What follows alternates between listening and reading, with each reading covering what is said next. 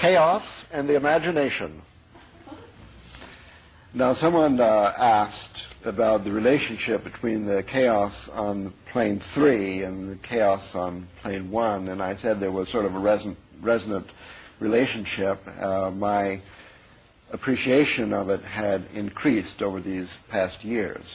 I'm wearing the mask of chaos, but I'm not constrained to stick to the mathematical plane. So I should like now to speak about the chaos of ordinary life and the relationship of this chaos to the imagination. And along the way, I'll try to explain to you why I think chaos is the biggest thing since the wheel. I know, Terence, you've emphasized the importance of chaos and fractals in your own thinking and so on. So here will be either more of the same or maybe a further reason to regard the chaos revolution as good news. Somebody came to me last year and gave me a splendid quote about chaos, knowing that I was writing a popular book on chaos, Gaia, and Eros. And it said, all creation begins in chaos, progresses in chaos, and ends in chaos. It's perfect for my book, especially considering that it comes from Homer. But I couldn't find it in Homer. I called a classics professor in my university, told me about all the lexicons and concordances where every single word in Homer. The word chaos never appears in Homer.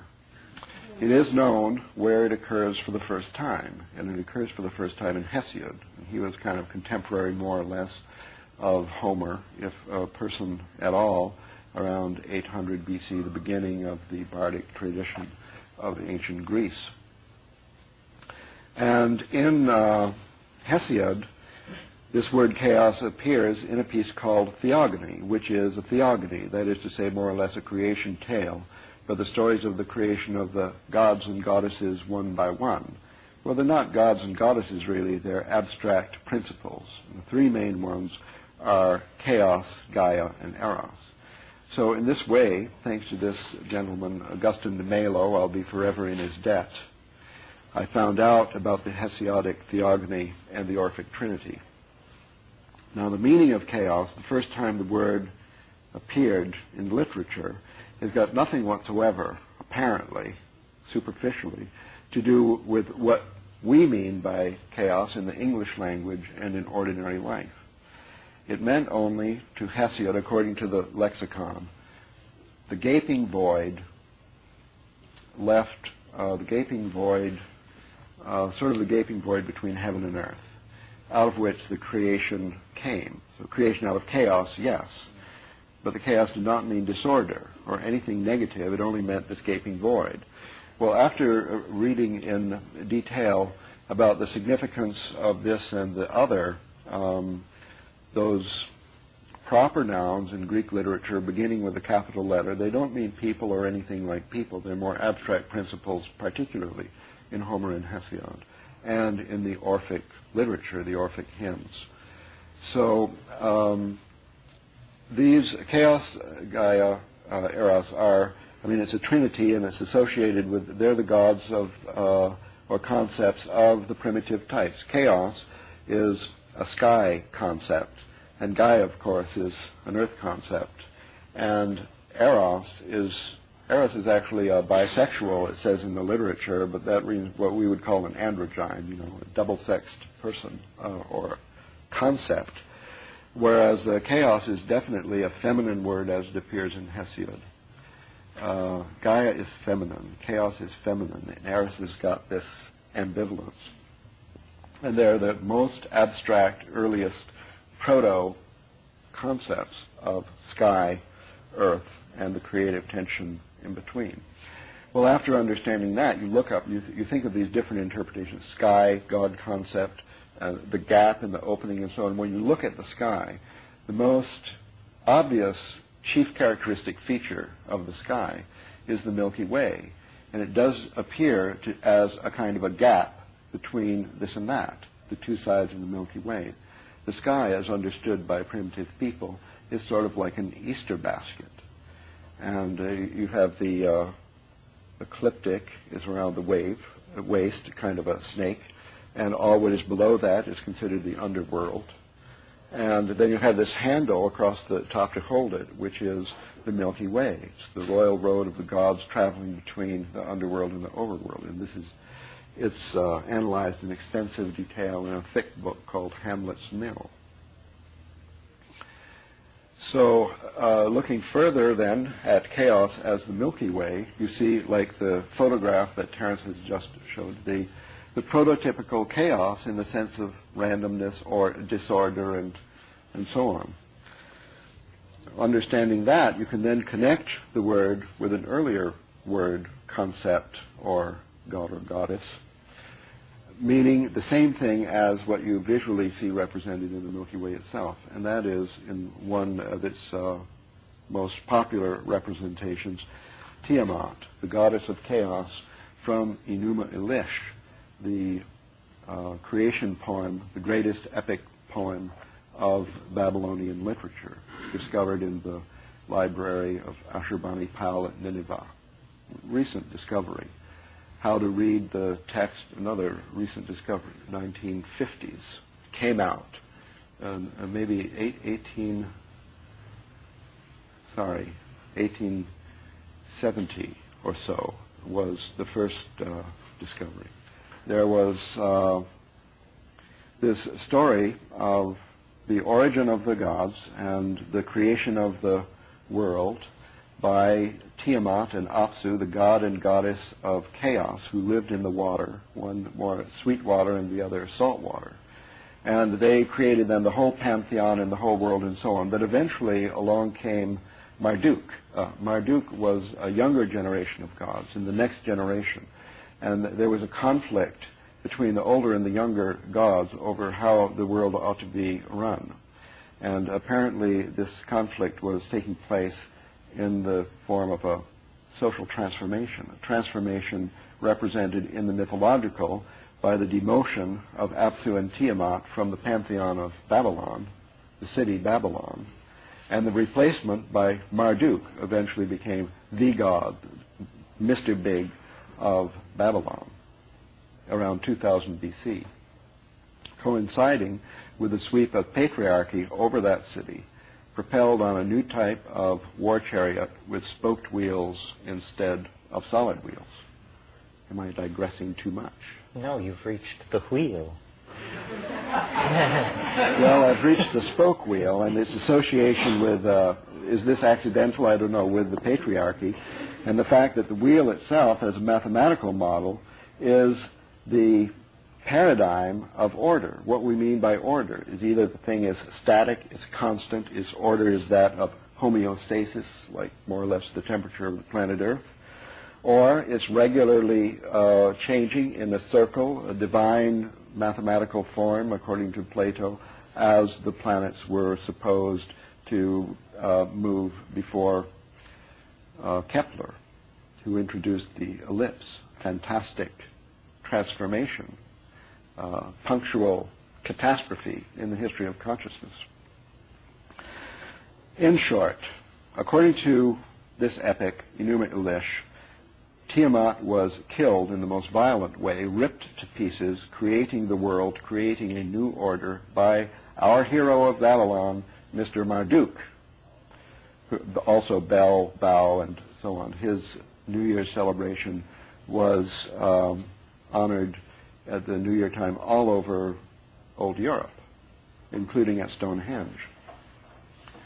At the New Year's festival, this epic poem was read. So annually was the reminder that chaos is bad, chaos has been killed, chaos has been replaced by order, an order associated with perfect periodic, the wheel, the cycle, the perfect roundness, and so on. For 2,000 years, this poem was read in a festival lasting 11 years called the Akitu Festival in Babylon, with similar, almost identical festivals in Egypt, the Osiris Festival of Dendera, in Crete, the Dionysian ritual of the New Year, and in Canaan in the Israelite festival surviving to this day, Sukkot, which begins next month. All of this, just to the importance of the chaos revolution now, is that chaos has recovered from being demoted, from being banished to the unconscious in around 2000 BC or so, from then up to now 4 or maybe 5,000 years of the repression of chaos. I mean, chaos is, to this day in our culture, a bad word. We have to watch out for chaos. It ruins your love life. It has to be replaced by order. Scientists most especially hate it, and so on. The fact that scientists, of all people, in the temple of science, that Tiamat has to be accepted as a friend and replaced upon her throne, this is big news. Now, a little bit of lore about chaos. And now, about the imagination. Since we have developed this theme, I think, to all our satisfaction, the connection between chaos and creativity. The creative as, now we're connecting, I'm going to try to make a direct link from chaos to the imagination, but it's completely unnecessary because we've already got the line from chaos to creativity and the line from creativity to the imagination. So we know that imagination is linked to chaos. The repression of imagination, the evil shadow, the bad name of chaos, must therefore result in an impedance, a resistance to imagination. So the creative imagination manifests most profoundly by people like Euler, like Beethoven, like Wagner.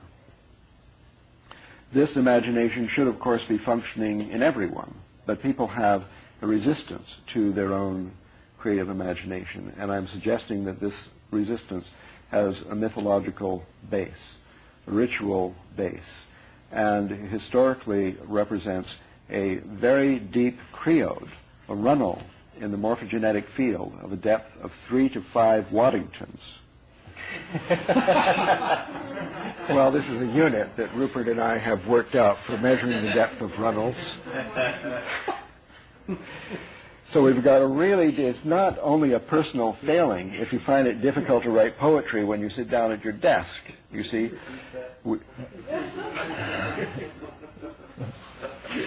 Repeat what? Whatever it was. Yes. So it's $30 or $25 as the case may be. I could try another pass nearby, but I can't remember where we are. The Waddington. They just want to hear the word explained. Stealing a line from Tarrant's current book. There are habits. Habits, according to Rupert, are tunnels. They're, deeply worn paths, labyrinths in the morphogenetic field. But habits is a habit. There's a habit of habits. That's the line I'm stealing from Terence's book. And the habit of habits has, as a mathematical model, these creodes. That's the attractor and the basin. Any state in the basin tends to the attractor. The attractor is the teleology of its habit. So the habit of habits is the habit of living in a landscape with peaks and valleys, where we have the tendency to go down the track to the attractor. Do I digress too far? So the habit of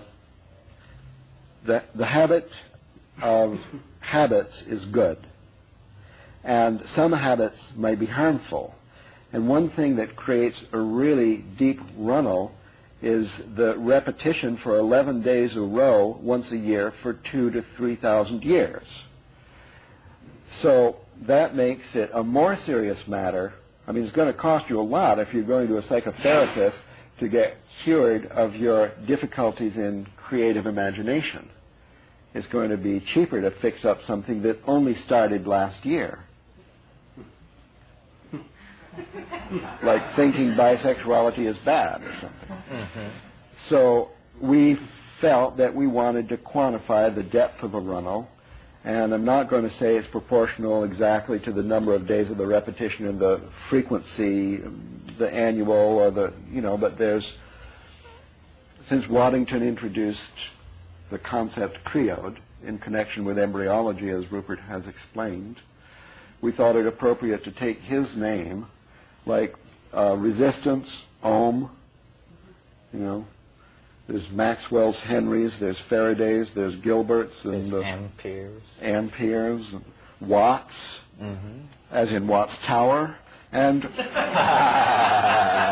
and Waddington, as in the depth of the creode. And for a really deep creode, I recommend for your consideration the New Year's Festival of Akitu, together with its complete description, the subject of numerous books of length, 300 pages or so, by a fantastic field of scholarship known to few. We know about archaeology, anthropology, history, comparative religion, and so on. What about OT, Old Testament studies? The most voluminous, incredible field of the greatest scholarship, of the most minute details, all interdisciplinary, has produced, among other things, a comparative study of New Year's festivals around the world. Amazing evidence of morphic resonance on a planetary scale in society before radio, before sailing ships. Global manifestation, evidence of resonance with the Gaian mind on the same level as the distribution of these so-called Venus figurines of the Gravettian culture all over the planet. So chaos and the imagination, the repression of chaos, the obstruction of imagination, the final development over these thousands of years of serious and perhaps fatal ecological problems that we have today. Suggestion of the growth of a problem beyond all bound, with nobody even trying to do anything about it, as associated with lack of imagination. And therefore, an artifact, a consequence of a cultural flaw that came in with the patriarchy. Now, I'm not saying that patriarchal culture is bad because it's patriarchal, although I would say that too. That belongs in another context. I would say besides all that, it's bad because it's repressed chaos. It's made chaos bad. It's made Marduk good, the god of law and order. No.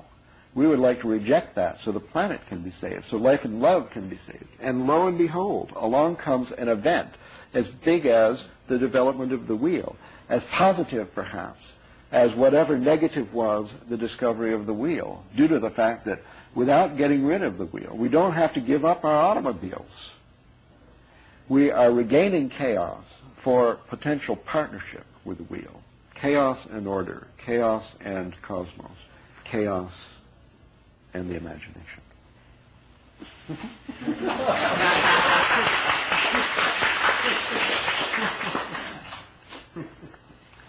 Yes. Well, chaos and the imagination, and the notion here is in everyday life, in the dimension in which we find ourselves. I would like to sort of expand on what Ralph has been saying with my own perspective on it. Chaos is feminine. Chaos is intuitional. Chaos is has a very flirtatious relationship with language, and the process of creating a culture has to do with how we relate to this thing. And since we're talking about everyday life, it seems reasonable to talk about how we come to be in the kind of planetary mess that we're in, and whether these extremely rarefied and abstract matters that we've been talking about can in any way be brought tangential to the burning planet. And I think that they can. that the key is the power, number one, of chaos, which is feminine and beyond prediction and beyond full rational apprehension, and the imagination, which is our richest legacy. Really, the birthright that connects us to the divine is our poetic capacity, our ability to resonate with an idea of ideal beauty and to create that which transcends our own understanding in the form of art through the imagination. So what does all this say about the situation we're in and how we got here? Well, I believe that the importance of the psychedelics is primary here, and that it doesn't simply have to do with the fact that they synergize cognition, which they do, and the synthetics as well as the natural ones. But it's deeper than that. It's that we have a secret history, knowledge of which has been lost to us and only is now recoverable in the light of the kind of mindset that becomes possible to us if we accept the new paradigm. And what this secret history is and has to do with, and how it relates to the Gaian mind and the world soul, is that we are the victims of an instance of traumatic abuse in childhood as a species, because a symbiotic relationship with the world-girdling intelligence of the planet, which was mediated through plants, through shamanism. I mean, it wasn't an abstraction, it was an experience, was eventually broken up and disrupted by progressive climatic drying of the Eurasian and African landmass. And so this is literally the fall into history, the expulsion from Eden. All these primary myths of a golden age found and lost have to do with the fact that once we lived in dynamic balance with nature, not as animals do, but as human beings only could, but in a way that we have now lost. Well, how have we lost it, and what have we lost? How we have lost it is the way in which these psychoactive compounds that were being brought into the diet were acting is they were psycholytic upon the formation of the ego. They literally suppressed the formation of the formation of the ego and promoted instead collectivist, tribal, partnership values which were operating intuitionally in a resonance relationship with the feminine vegetable matrix of the planet. In other words, nothing was verbalized, everything was felt, everything was intuited. And regularly at the new and full moon, these small groups of hunter-gatherers, later pastoralists, gathered and took these hallucinogenic plants and dissolved boundaries and engaged in group sex and annealed, a new word that we've brought in here, annealed the irregularities that had cropped up in people's personal self-imaging in the interval since the last session.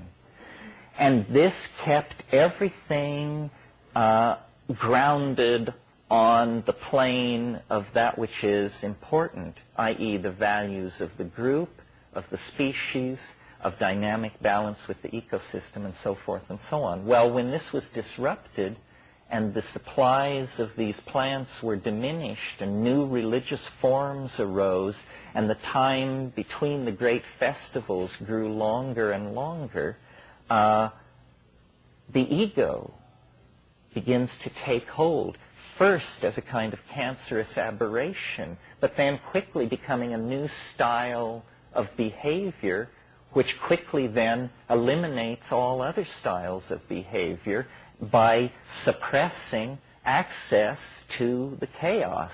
And this is the point I want to make, that there is between the ego and full understanding of reality a barrier, a problem, the fear of the ego to surrender to the fact of chaos. Now, in a pre-modern society, no woman could escape chaos because of the automatic birth script that would have women give birth over and over and over unto death in these societies. Women are biologically scripted into being much closer to this thing simply because there are certain episodes in the life of a female which are guaranteed to be boundary dissolving. And in fact, the whole psychology of feminine sexuality, which is the acceptance of penetration, is an entirely different relationship to boundary than the male relationship, which is, to be able to fulfill the potential to penetrate. So chaos is what we have lost touch with. This is why it has been given a bad name, because it is feared by the dominant archetype of our world, which is the ego, which clenches because its existence is defined in terms of control.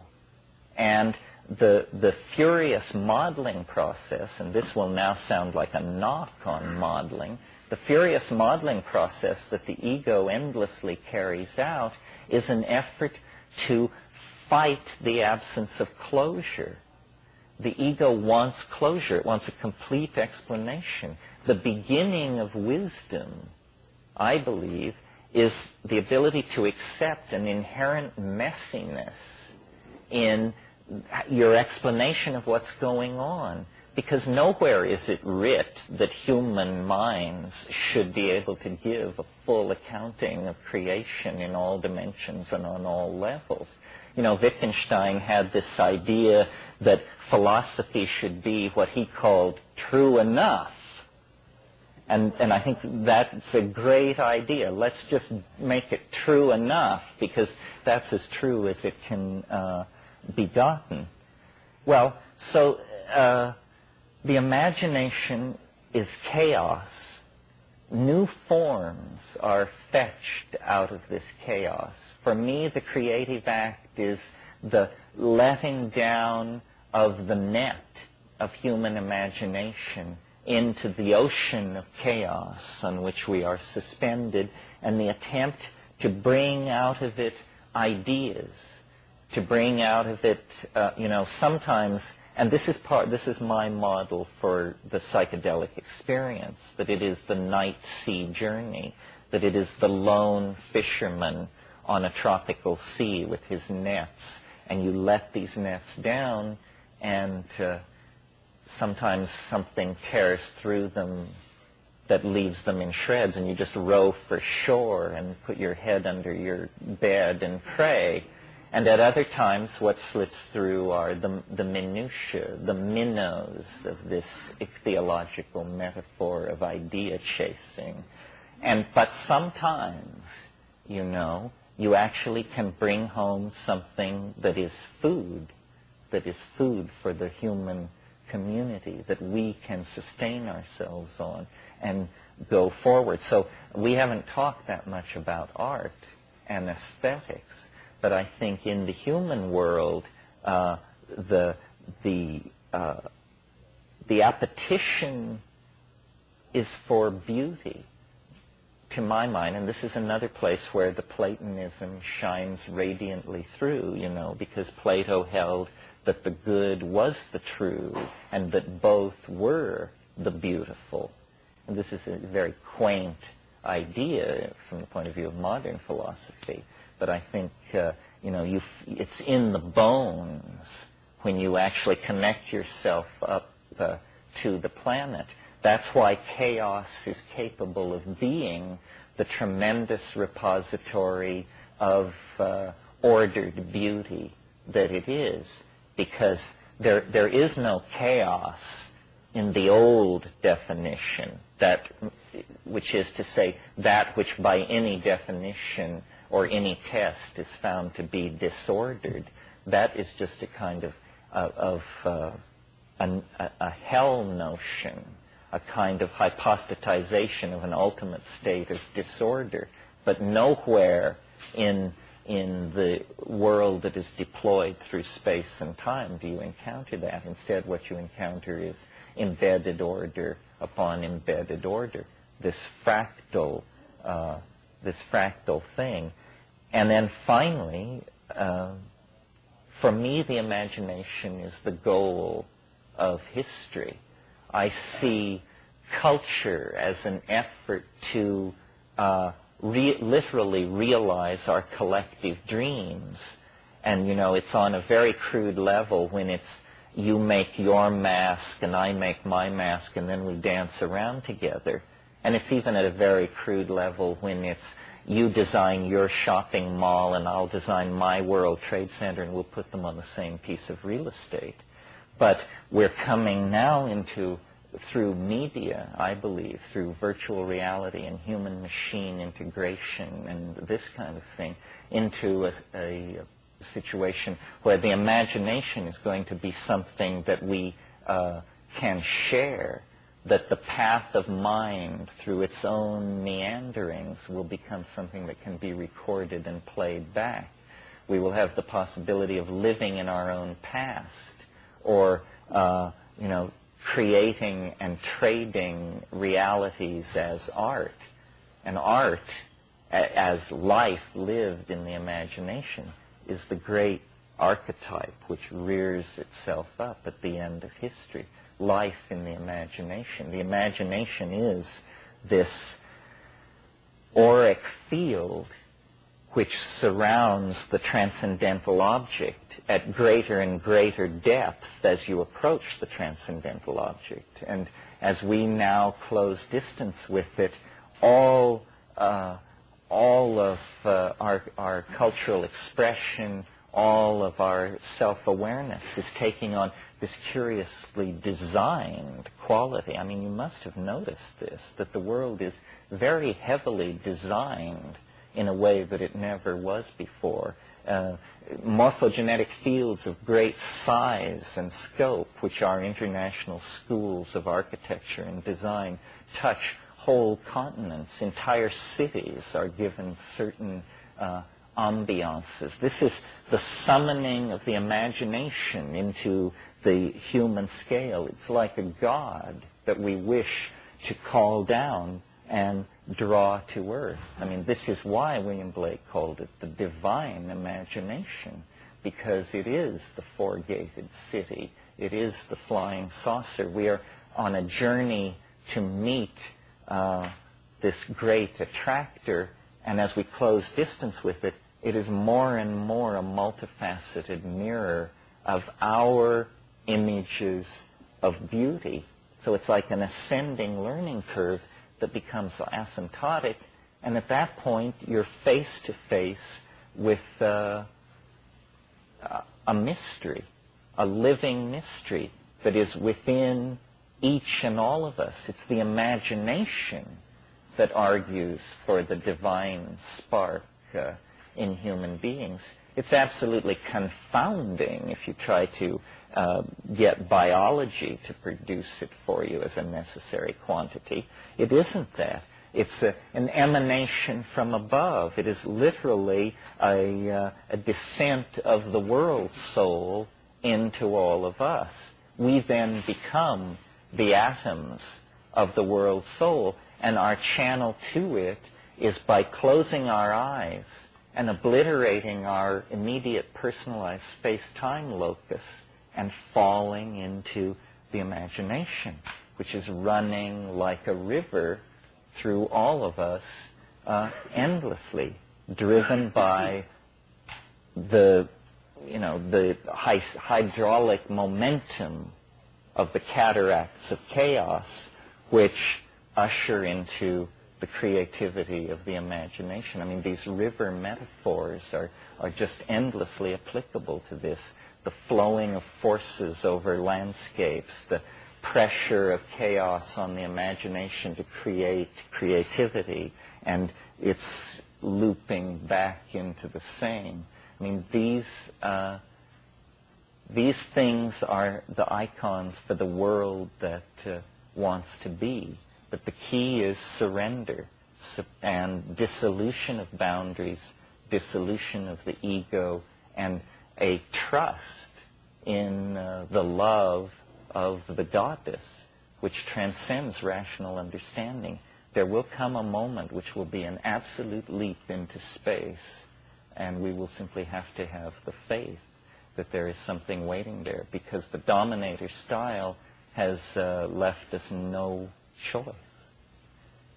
So that's my wrap on that. The cataracts of chaos. They roll off his tongue, you see, which obviously has a direct connection to the cataracts of chaos.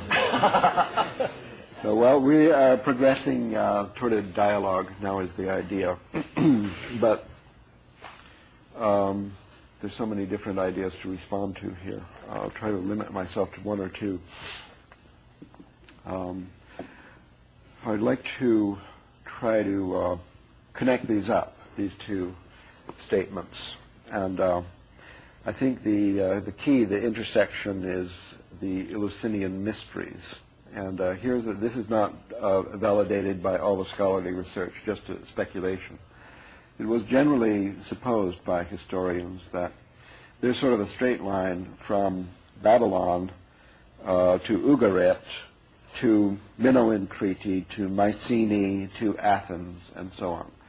So it was supposed that there's a cultural diffusion, including the festivals, which, as I said, are very similar.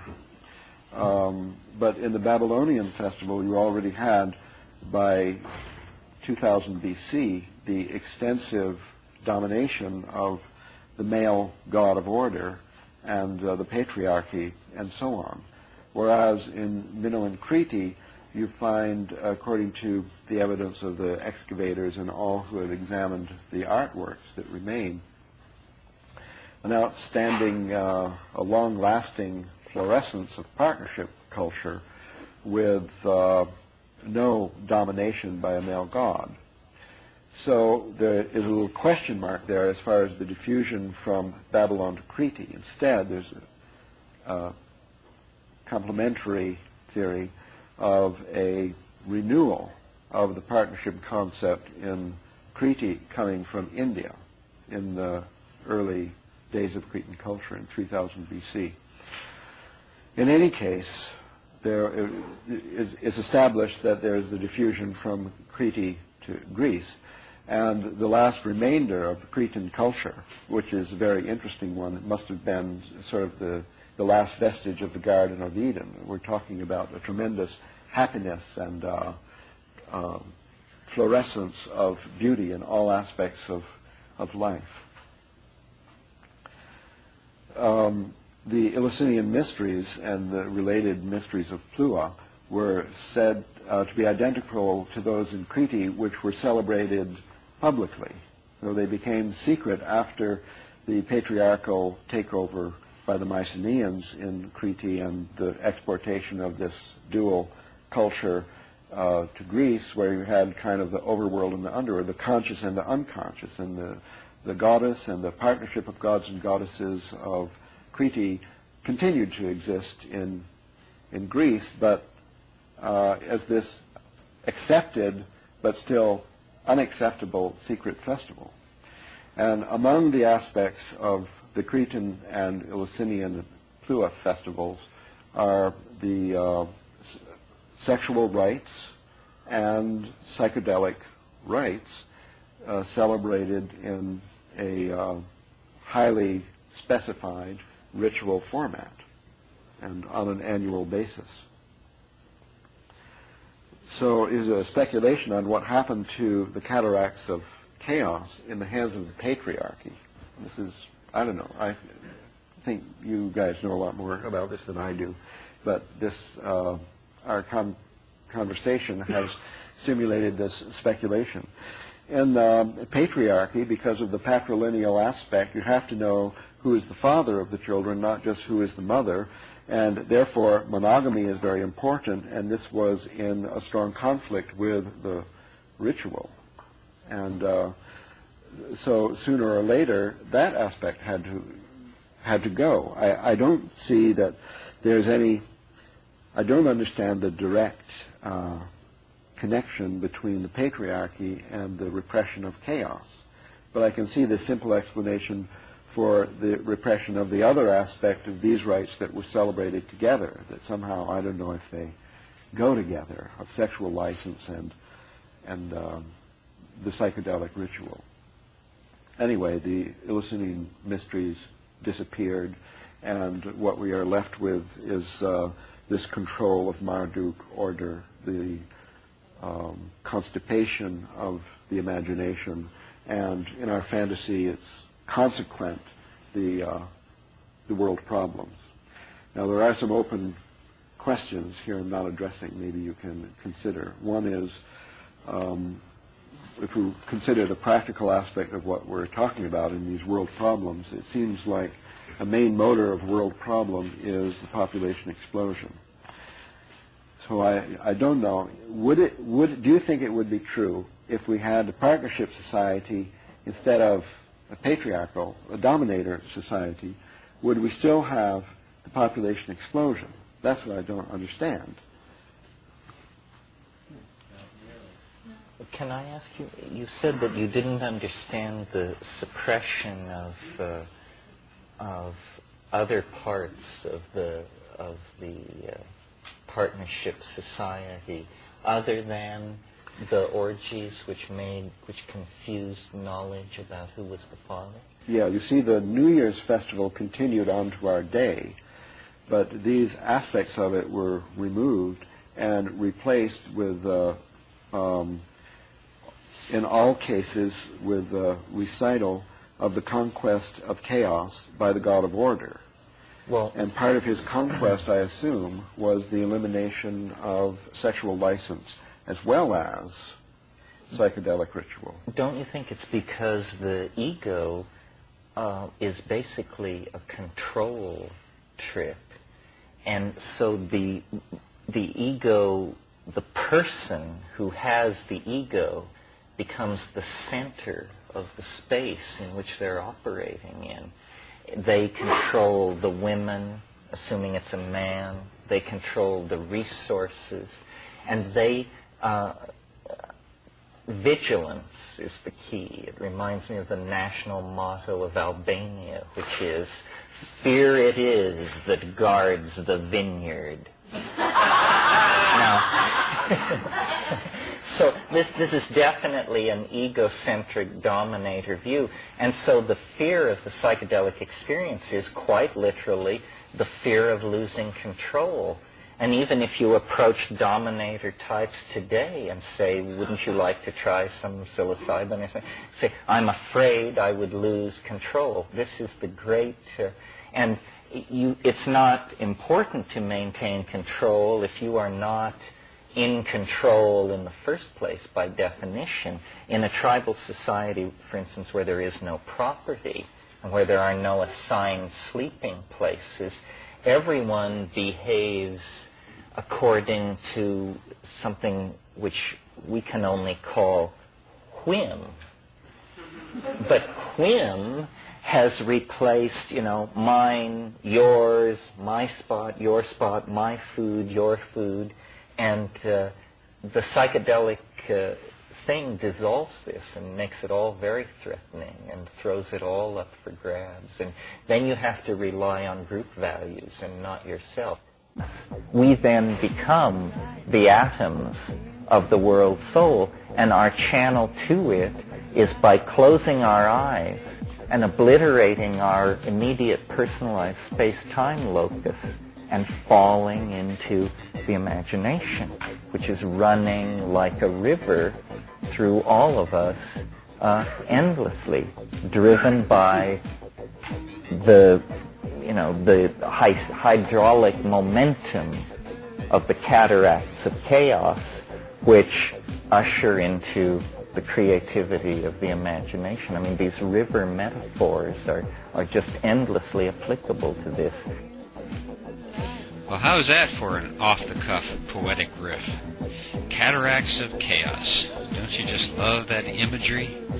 And for some more of the same, let's rejoin this discussion with a great McKenna quote about the ego.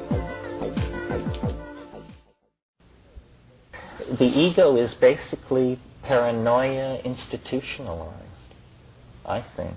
So I guess it's a package deal. You've got the dominator, you've got the patriarchal, you've got the ego, as in our culture we see primarily as a male disease like testosterone poisoning.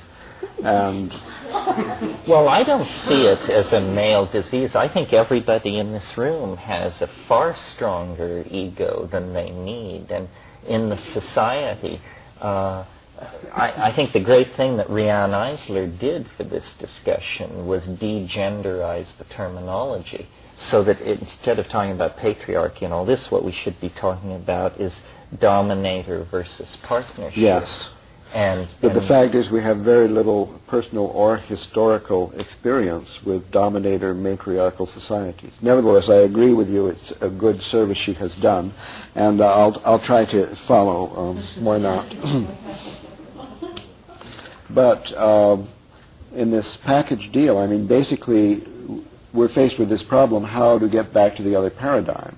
So one suggestion, I think, if I'm interpreting what you said as, I shouldn't do that. It's sort of it's not exactly a missionary appeal for psychedelic usage, but since ego is an aspect of the problem, and this ego problem had arose not only by the through the suppression of psychedelic usage in ritual, but even through the gradually increasing interval between the festivals, which would be something like the parameter of the cooling off of the universe, out of which crystallizes different, through phase transition, different material forms. And then the dominator society, in short, had sort of crystallized out through the gradual increase of the interval between rituals.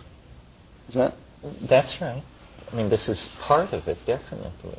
The phonetic alphabet is in there, too, playing a further abstracting role from process and giving permission for all kinds of curious disinsouling maneuvers on the part of the dominator ego. Well, we still have mathematics and music. Yes, but so few had them. A few did. Well, we tuned up. And those few who did were the creative engines of those societies. They kept the connection to the muse. Well, are we supposed to, do you think that if the Eleusinian mysteries could be reinstituted, which I guess is ridiculous because it's part of a package, now lost in wholeness, right? Well, I think this is the psychedelic rebirth is an effort to find our way back to something like that. I mean, we don't have to advocate mass psychedelic conversion. The sly thing to do is to call attention to the words of someone who's dead, to wit Arthur Koestler, great anti-communist freedom fighter and scientific intellectual, and in a book called The Ghost in the Machine, his final conclusion is that there has to be mass pharmacological intervention to, he wants a drug that destroys territoriality. He thinks that, well, this is just an unpsychedelic analysis of the same problem. I mean, the dissolving of boundaries is certainly an anti-territoriality drug. So we are not the first nor the most eminent to suggest this kind of re-engineering of the human animal. Our reflexes and our mental set is highly and well adapted to the stoning to death of woolly mastodons. But since we so rarely do that anymore, we need to retool for living in peace and universal brotherhood. Well, do you think that some of our existing national holidays or something could be changed, or that a mythological mutation could be introduced which would go in this direction? For example, in Switzerland, they recently invented Fasching, or I think Fastnacht, they call it there, that had no ritual at all, barely Christmas, and there was a suffering of enormous boredom among people there. It was said that there was no known way to make a new friend in Switzerland.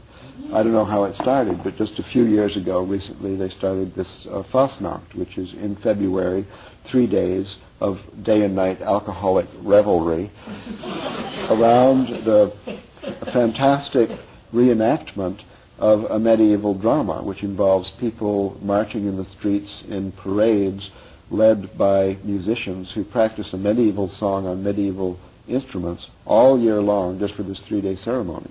And now it is said that during Fastnacht you can make a new friend. Well, it's a new tradition. Something along that line that I've advocated, sometimes facetiously, sometimes seriously, is that a calendrical reform would be a wonderful thing, and I have just the calendar all worked out. And I won't lay it all out here tonight, but the basic notion is that it's a lunar calendar of 13 lunar cycles, so it has 384 days. Consequently, it precesses 19 days against the solar year. Well, this would have the effect of taking the great yearly events of the calendar, and through the lifetime of a person, they would slowly move through the seasons, so that, for instance, if we kept Christmas on December 25th, and you as a child celebrated Christmas in winter, as a teenager you would celebrate it in spring, and as a young adult you would celebrate it in high summer, and as an older person it would occur in autumn, and then when you were truly old, Christmas would have returned again and occur in winter.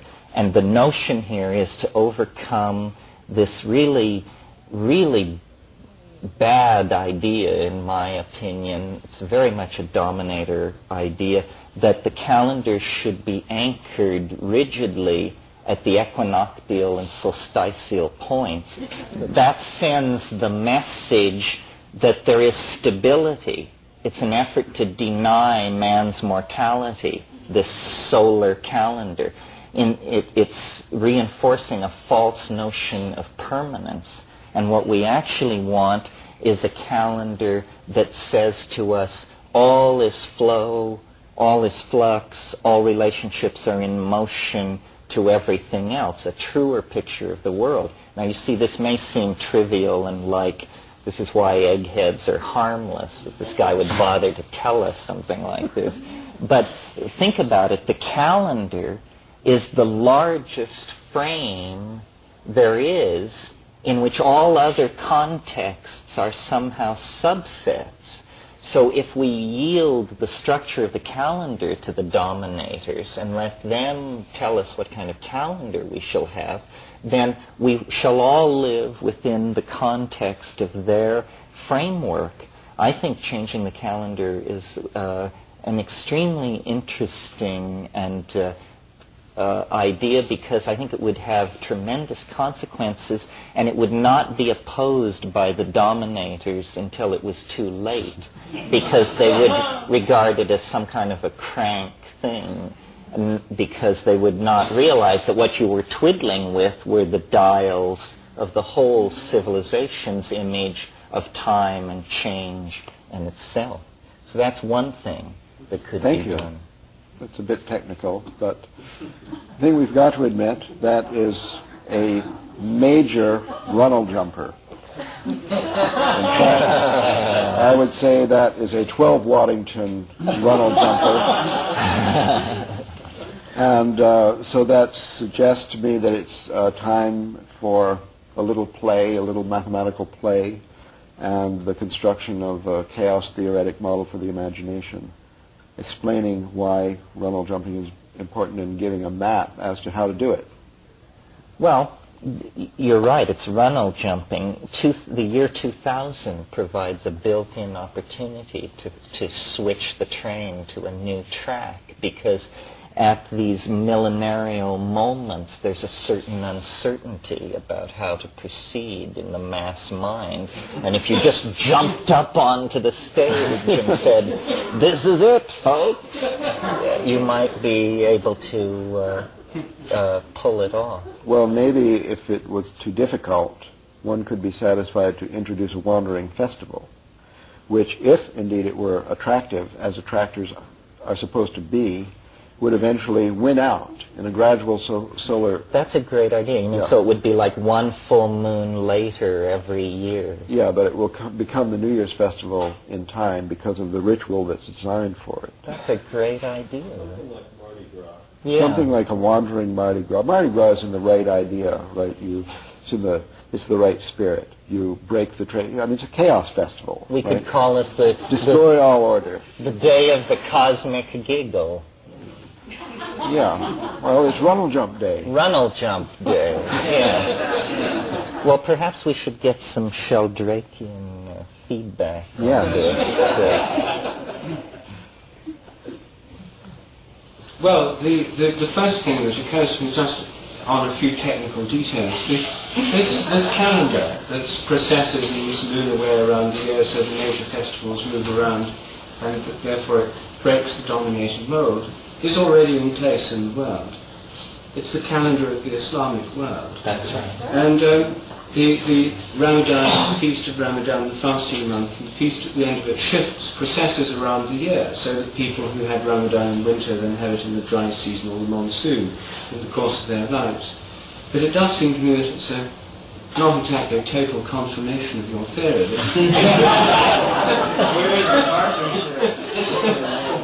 Well, This deeply feminist society of the Ayatollah well, now is it precisely a 384-day, 13-month lunar I don't know if it's 12 or 13 months, but it's certainly a lunar calendar. And it certainly processes around Well, the I year. know in ancient Israel there were 384-day calendars, but your point is certainly unwelcome.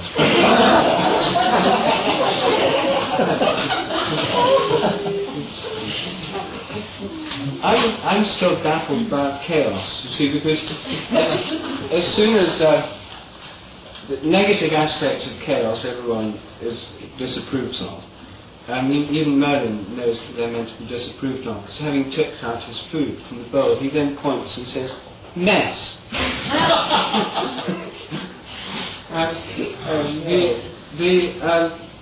The thing is that we've had the meaning of chaos, of course, shifts, as most things do, but this one shifted a lot this evening, and I'm still trying to keep up with it. We start off with chaos not being with any negative connotation, but just the yawning void. In fact, as Ralph explained, something like the sky. Then it's the great womb, perhaps, or the source of all things, or whatever. It then gets turned into this Tiamat, who is slain. Or actually, in the first chapter of the book of Genesis, then it's the deep. And the model of creation there, the spirit moved on the face of the waters, sounds to me like a wave theory of creation, and wind on water sets up waves. But that's another version of the chaos theory, and I think it's a more interesting one than the Marduk slaying the monster, because there we have the wind moving on the face of the waters. And chaos there is the deep. It's the abyssal void from which all things can come forth. It's the primary cosmic womb. Anyway, so we've heard about that, the sky. Then we hear the negative connotations. And one of the things that's clear is that chaos is feminine. And creation out of chaos is like the creation out of the womb, coming out of darkness. So one of the metaphors that Terence used of the imagination is dipping down nets into the ocean of the deep and pulling up coelacanths or whatever of the imagination. Well, he used that image, which would correspond to the kind of imagery used by the Jungians about the unconscious and bubbling up from below. And it would also fit with the idea of creativity welling up from the earth and the creation of the earth bringing forth from within the darkness. Again, a model that's used in Genesis. The biblical account of creation doesn't have God creating animals and plants. It has God starting off by saying, let the earth bring forth grass and herbs and trees. And the earth then brings them forth. The earth brings them forth from herself, and presumably from the darkness of the centre of the earth. Anyway, that's one model. The chaos is a kind of feminine womb or all-containing potentiality from which things come forth, and you dredge them up. But then you also use the metaphor of the imagination descending from above, which is a traditional Platonic or Neoplatonic imagery of creativity coming down from above and becoming more and more manifest through a series of stages. So that's a top-down model of creativity, and the chaos one's a bottom-up model of creativity. The interesting thing is that most theories of creativity I've come across oscillate unstably between those two models. Usually try to resolve the conflict by saying, well, it must be a mixture of both. But this top-down and bottom-up creativity model occur in innumerable contexts, and I was fascinated that both of them emerged in your talk this evening. But in the realm of theology, they emerge in what's called descending and ascending Christology. In the first three Gospels in the New Testament, the model is that Jesus Christ is born as a child. He's initiated by John the Baptist. A new spiritual illumination occurs at the time of his baptism, and he undergoes a development and becomes God. So it's a process of a bottom-up developmental process of a man becoming God. But then in St. John's Gospel, you've got the opposite model, which is the Platonic model of the Word becoming flesh, and you have the idea of God becoming man, the top-down model of creativity. And it's interesting that they've coexisted in Christian theology ever since the New Testament, in a kind of tension where at one time people emphasize one, at other times they emphasize the other.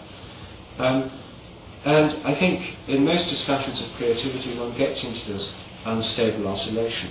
Ralph has it too, of course, because chaos on the one hand is this chaotic indeterminate process that in some sense liberates us from some of the older models of control and mechanistic determinism and so on.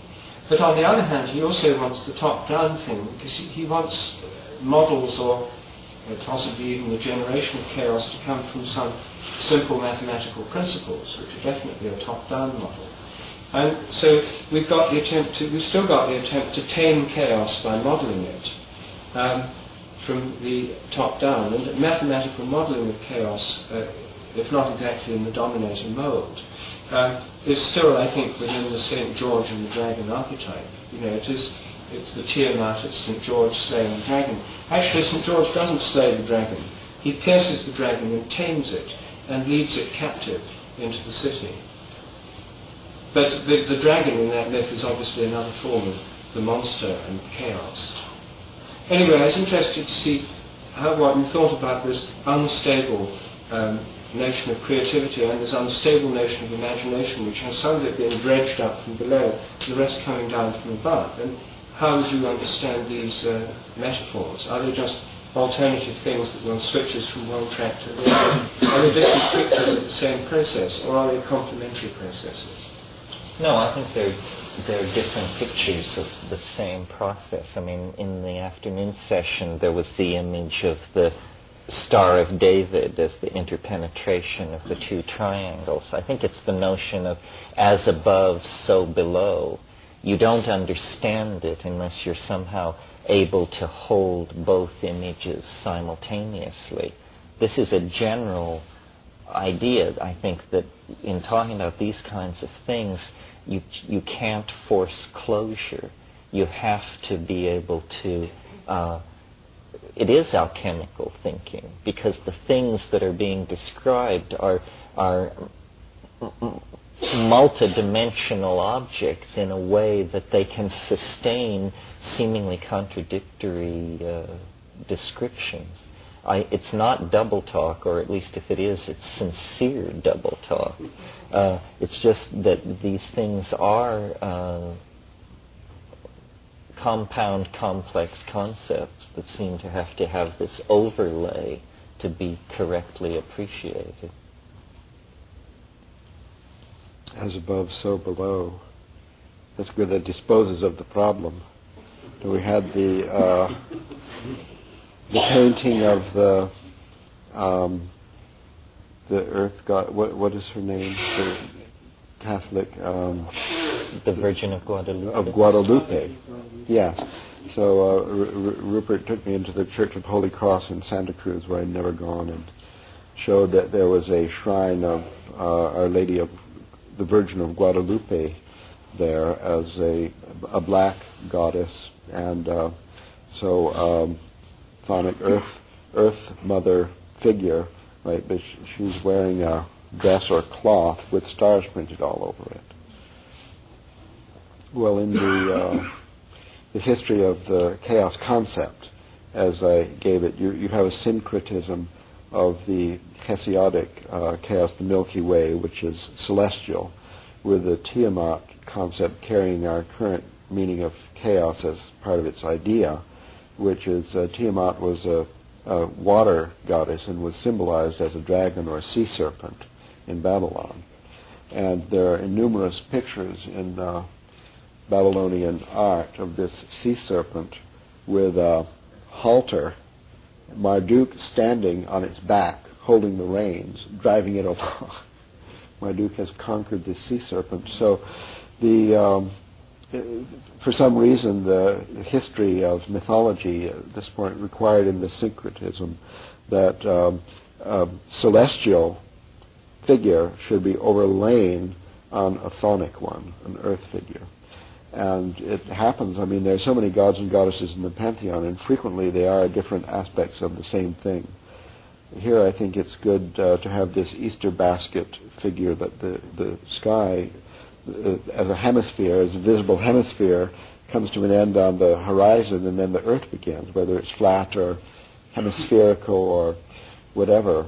And the connection between the sky and the earth is actually through the Milky Way, which is the royal road of the gods, through which Orpheus, for example, goes to the underworld to look for Eurydice or whoever, and goes down the Milky Way to and then disappears underneath, and is supposed to come up in this same way. So the duality, I think, between the sky and the earth, and the actual connection between where the handle of the basket connects to the woven part, is actually where the mathematical model meets the unconscious of the Gaian mind, where the mathematical version of chaos meets the chaos of everyday life, where if there is going to be erotic or synergetic relationship between the earth and sky versions of chaos, including creativity and the imagination, it is going to take place at the joint where the handle attaches to the basket. Yes, I wanted to say, Ralph, that reminded me that it was good that you mentioned Eleusis.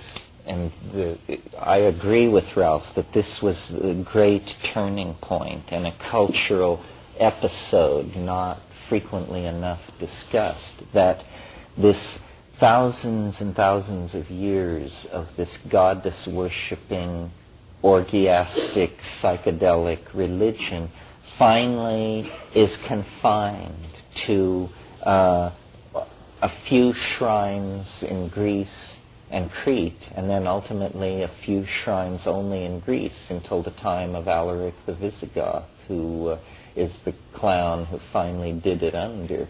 And so that this boundary-dissolving relationship to the vegetable Gaian mind is even in our tradition only about 1,700 years in the past. But it's in that 1,700 years, in the absence of a dialogue with the Gaian expression of chaos, that we have elaborated these successively more and more deadly cultural forms, just beginning with the phonetic alphabet and moving on to movable type. And each one of these things has had tremendous negative consequences on our self-image and entangled us deeper and deeper in a kind of Faustian pact with the physical world. And it's that blindness that has led us to the present situation. So it's in the absence of this boundary-dissolving ecstasis, in replacing that with the machinations and plottings of the ego leads very, very quickly into a cultural cul-de-sac from which we are now gathered here to debate whether there is or is not any escape. So it's very powerful. This was the wrong turning. And studying that wrong turning and what was betrayed and what came out on top and what was suppressed, we see that by running the film backwards, we could perhaps in some sense restore that previous situation. And that involves, opening our lives to chaos in whatever way, becoming much more a part of the will of the world soul than, recapturing that Greek sense of fate that has been replaced in our minds by this Faustian sense that is an illusion of control and dominance. So that was all I wanted to say about that. Shall we take That's a good questions? place to stop, I think, this phase. And a good time for some audience participation. I know there is a fatigue factor at this time. Terence, it's nice to get the validation of the feminine principle emerging. So I just wanted to say that. But what would happen if the feminine principle emerged and became the dominant principle? Isn't this domination? No, because it isn't really the feminine. See, that style of talking has to be overcome because it's really the difference between dominator and partnership. Could you explain that more then? Okay. Partnership is where everybody has an appropriate role which they carry out, and it's sort of implicit, and everybody is able to occupy many of these roles. So roles aren't fixed habits, they're not scripted. And the dominator style is simply the style of ego. It involves the dominant male, territoriality,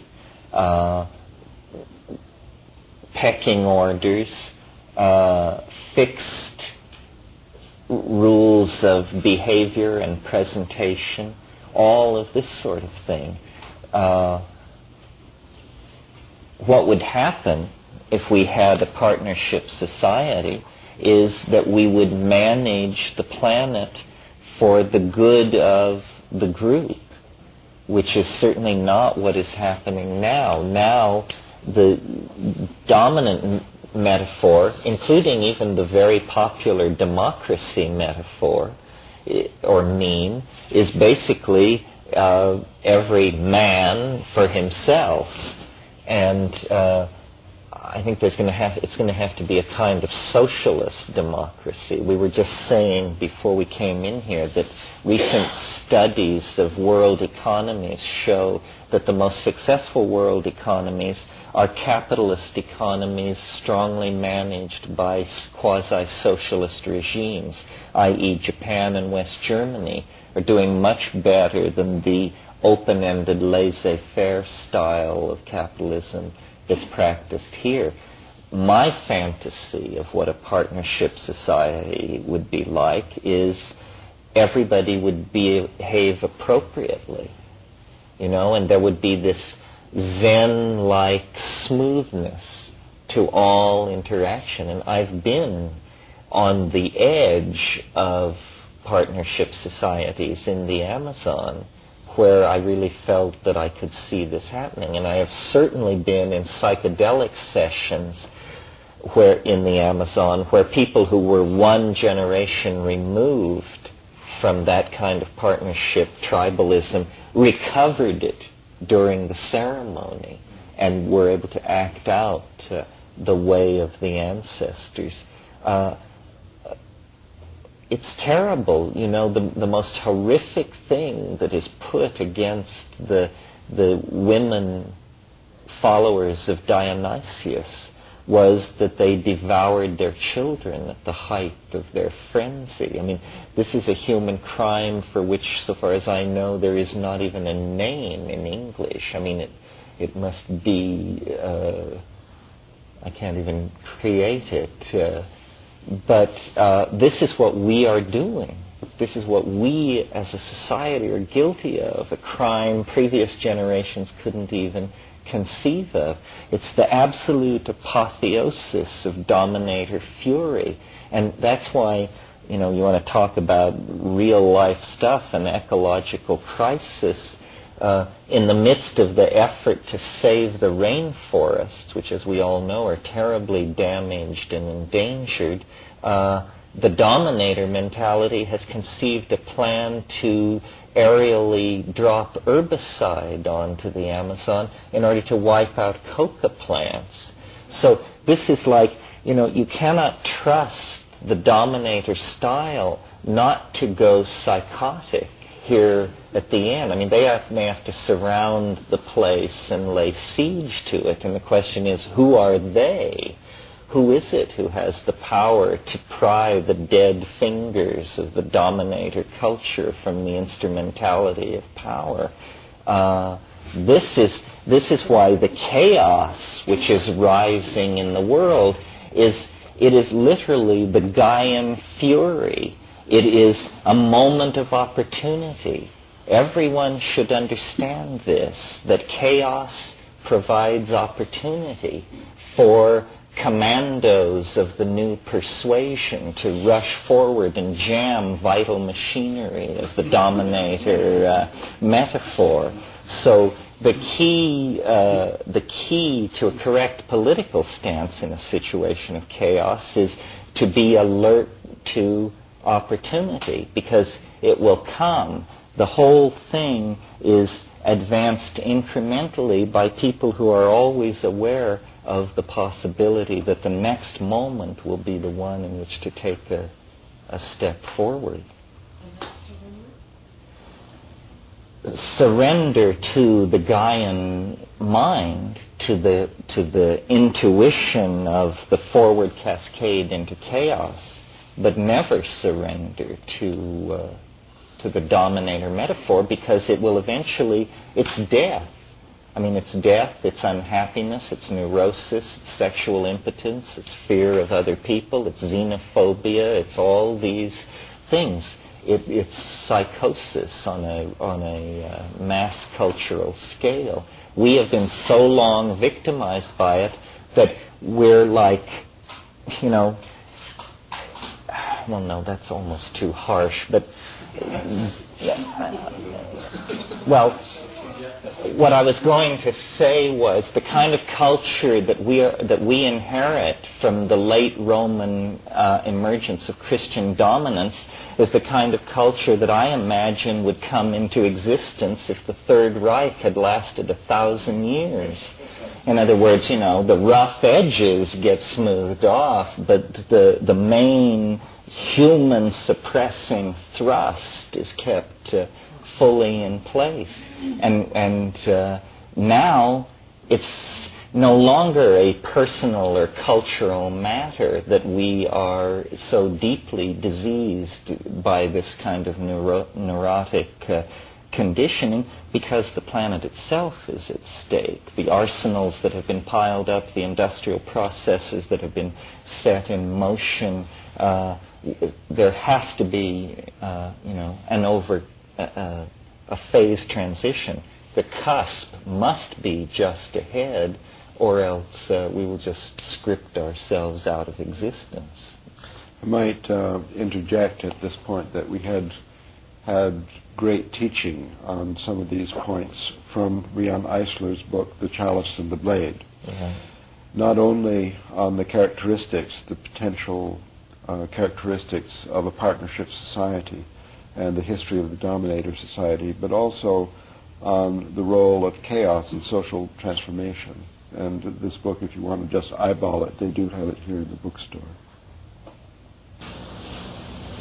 Ralph, I was just curious if you or Rupert Terence are familiar with the ideas of Hans Moravec, who's an AI and robotics specialist, has a new book where he claims that, talk about a fall into imagination, that the human beings will, within 50 years, be downloading their brains into robotic vehicles, into computer minds.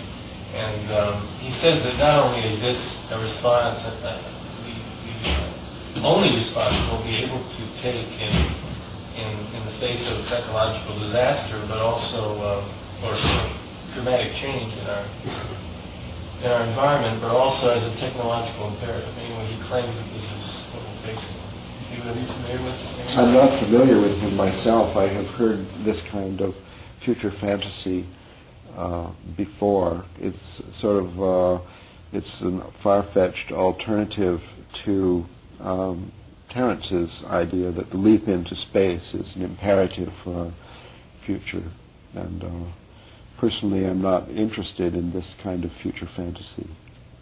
I think that it would be nice if some alternative such as this, maybe the arrival of the aliens in the spacecraft, one parked over each large city and so on, if there is such a miraculous resolution of our problems, that's fine, then we don't have to worry about it. But what is our challenge at this time, I think, is to try to solve the problem within the existing context. That's the real challenge.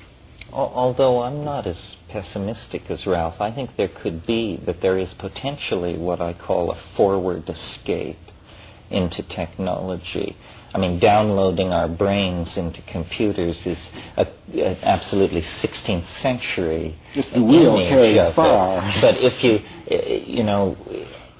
possibly, well, this question of whether there can be consciousness without an object is interesting. And it is possible that there are virtual realities into which we may migrate. One trend that's been noticed in cultural evolution is what's called neoteny, the retention of adolescent characteristics in the adult form. And we all have this. Our hairlessness is an infantile hairlessness, and many other aspects of us are preservation of infantile form. And on the microcosmic scale of human history, each generation views the generation which it spawns as more childish, more childlike. And it's possible to imagine that, especially if the notion of the sanctity of life tears loose and manages to inculcate itself deeply into jurisprudence, it's possible to imagine gigantic electronic hives in which very nearly fetal human beings by the billions are connected into a self-sustaining virtual reality, and that it's a tremendous privilege to get your papers to vacation in 3D, and that 3D becomes a kind of exotic resort destination, and that most people spend their lives in sorts of levitowns of the imagination as larval forms integrated into machinery. A pleasant vision, but... Terence, I think we're reaching the cusp. I think so, yeah. Well, here's... In terms of dissolving ego boundaries, with work and therapy today, there's a lot of controversy about building a solid ego before one can transcend an ego versus just transcending it. before you have integrated yourself. And I was wondering if you could speak to that in relation to what you believe needs to happen. Well, I don't really feel the force of that. I think maybe we need to retool the terminology. I'm not suggesting that people should be fearful, meek, and self-effacing, which is sort of what I imagine a person who might be diagnosed as having a weakened ego to be. I would say they have a self-esteem problem, and that the self and the ego can be clearly distinguished here. There may be individual cases where people are socially dysfunctional because they can't assert themselves, but by and large the overwhelming tendency is in the other direction. One thing on this dissolution, I would say that the current state of the electronic global communications event goes a long way to transcending all these boundaries. They disappear sort of down from Dissolving boundaries. territories Yeah. and boundaries and differentials, and recreating McLuhan's tribal village. Well, a lot of people disagree with me. Maybe Ralph does, I don't know. But I think of the whole cybernetic thing as a feminization. People, as sometimes women are disturbed by this because they tend to think of machines as cold and emotionally neutral and all that. But the actual effect is what you're talking about. This dissolving of boundaries, the free movement of information, a new fluidity, a new accessibility, new dimensions of freedom that are definitely promotional of chaos. It's got good runnel potential. Runnel potential. Well, why don't we turn now to the films and close off the live part of the broadcast and move on. Is that all right with everybody? Okay. Thank you very much.